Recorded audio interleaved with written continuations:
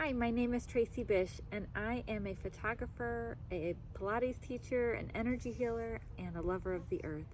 And today I'm here to talk to you about negotiating with insects, animals, and sharing our garden with them. So one of the things that I have worked on over the years is trying to have a balance with the animals that visit this yard and the insects.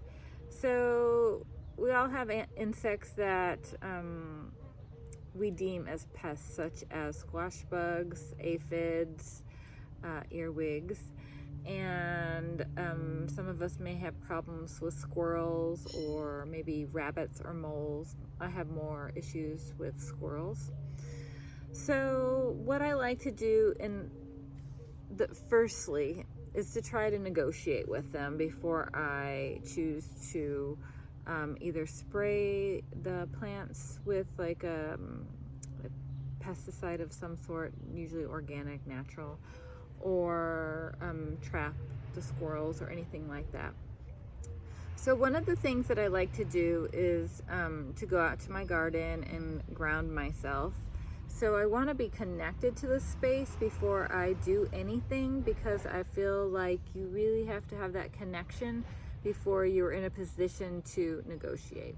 So I'm going to go out and I'm going to connect to the land and to the earth and to the plants that live here, and even to the insects and the animals also.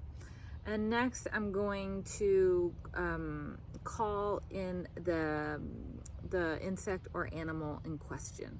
So for instance, I have a large cabbage here, and it has some aphids on it, not horrible, but they're there. And what I'm going to do is I want to connect with the plant and with the insect. So I'm gonna so I would close my eyes and I would connect to the plant and to the insect. And what I'm going to do is I'm going to place that them out in front of me. So if I have my eyes closed, I'm going to place the insect and the plant out in front of me in my imagination. So I'm doing this all from imagination, because that's how it works with energy. And so I'm going to put them out in front of me, and then I'm going to have conversations with them. So I'm going to ask my plant, is there anything that you need to help not have this infestation going on? So maybe your plant needs a little fertilizer, or maybe your plant needs a little help, such as some aspirin water, and I'll make another video on that after this, which would help a stressed out plant. And so I'm going to ask my plant, what does it need? And what it may need is something I can't give it. So maybe it's like, it's too hot for me, I'm stressed. Well, there's not much I can do with heat, but I can give a stressed plant like a drink of maybe compost tea or aspirin water or something like that, that's going to help decrease the stress.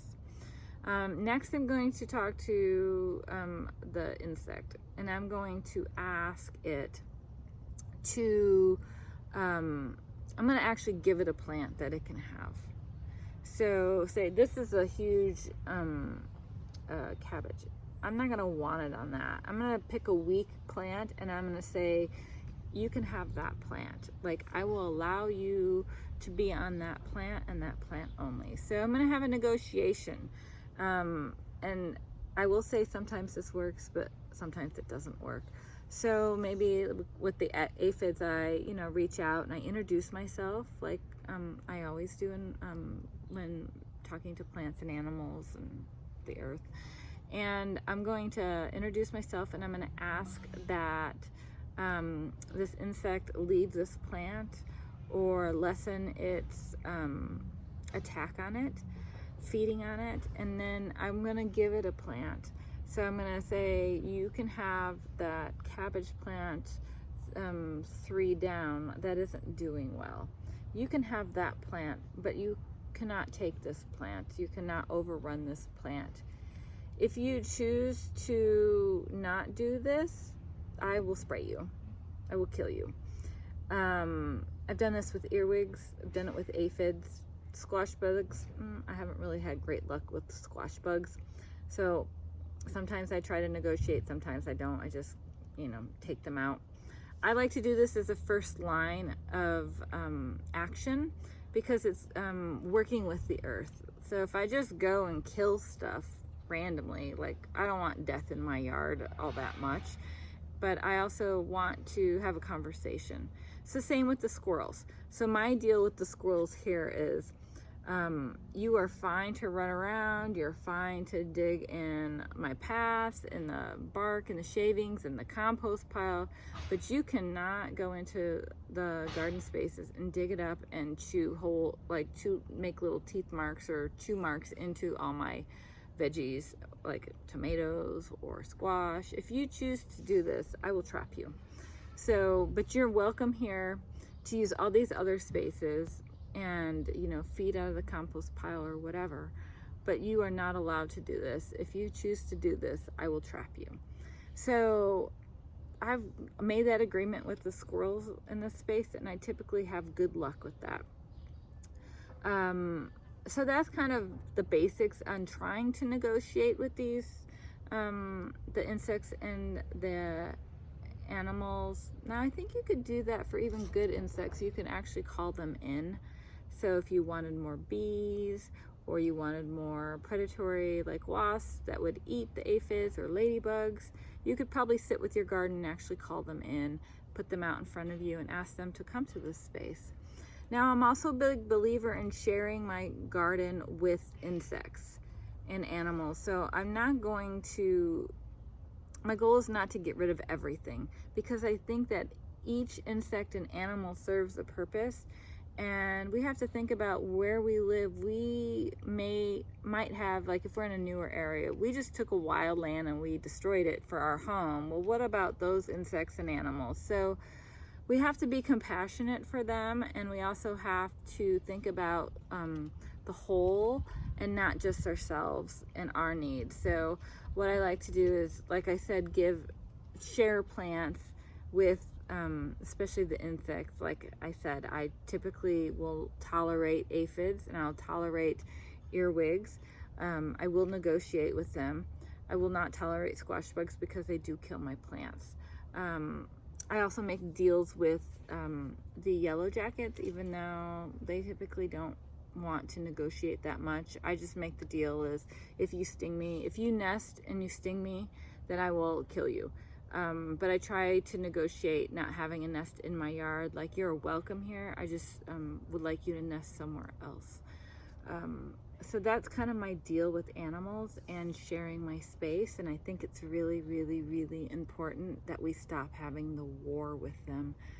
I feel like wars never end with anything good coming out of them. So negotiation, mediation is a better route to go, and we all have to figure out a way to live together. And it also comes down to finding balance in your space and in your yard. If you have an unbalanced space, you are going to have more insect problems. So it's really imperative for you to start to cultivate and to create a space that is balanced. So letting some plants go to seed, letting it be a little wild, letting your plants tell you where they want to be planted, you know, really sitting with the earth and the land and working with all of this creates a lot of balance. And in that balance, you have less problems. So I think it's a goal that we as people really need to start working to. I think it's easier to do in a garden than it is to do in huge fields, but I think it is possible with just a little bit of work and mindfulness on really working with the land.